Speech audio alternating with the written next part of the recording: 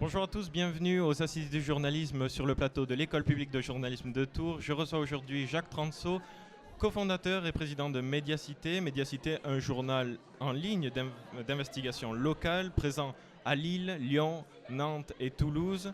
Bonjour Jacques Transeau. Bonjour. Miser sur le local aujourd'hui, à l'heure où toute la PQR est en difficulté, c'est du culot, c'est un pari osé ?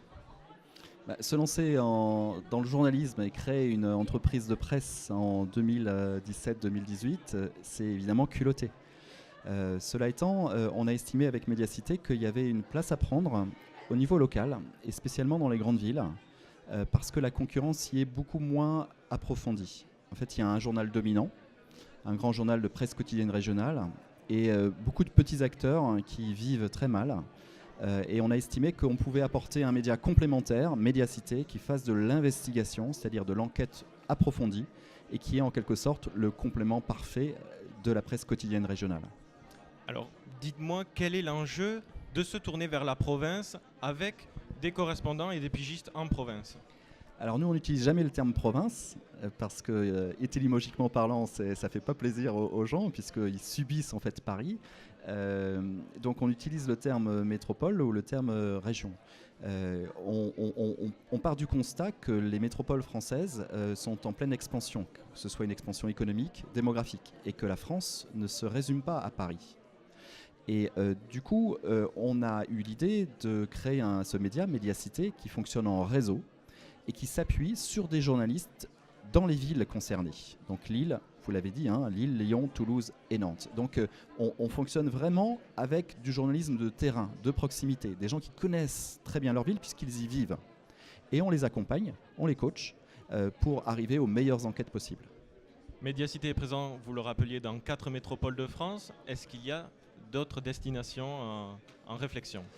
Bien sûr, on ne compte pas s'arrêter à 4 villes, on compte s'adresser au plus large public possible. Simplement, il y a un modèle économique, il fonctionne sur l'abonnement, donc c'est là encore extrêmement culotté, puisqu'on a le culot de vendre de la bonne info. Et dans l'esprit du grand public, c'est pas encore dans les mœurs. Le public s'est habitué à la gratuité, c'est un goût délicieux la gratuité. Donc si notre modèle rencontre suffisamment de public et suffisamment de lecteurs, on a l'ambition d'être présent dans 10 villes à échéance de 3 ans. Alors vous me parliez à l'instant de votre modèle économique. En quelque sorte, c'est le même que Mediapart, c'est tout payant.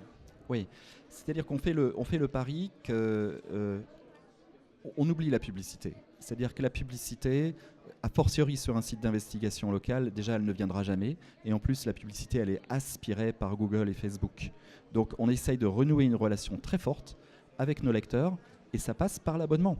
Parce que l'abonnement, c'est plutôt annuel. On essaye de valoriser l'abonnement annuel et donc c'est de la durée. Donc c'est une relation forte.